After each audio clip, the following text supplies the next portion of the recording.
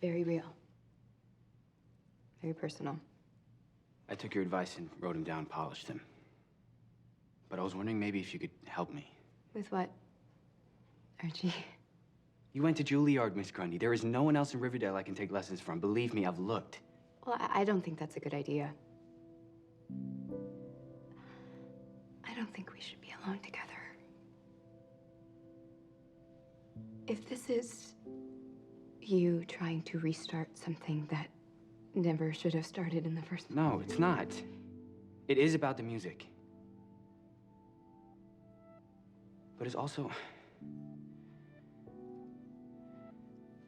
Come on, I need to be able to talk about what happened with someone. We heard what we heard, and afterwards we didn't do anything. We didn't say anything.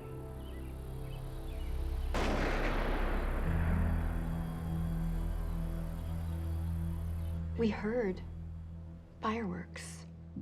Who's lighting fireworks at 6 in the morning? How would we explain why we were together at Sweetwater River at 6 a.m. on the 4th of July? And you're right.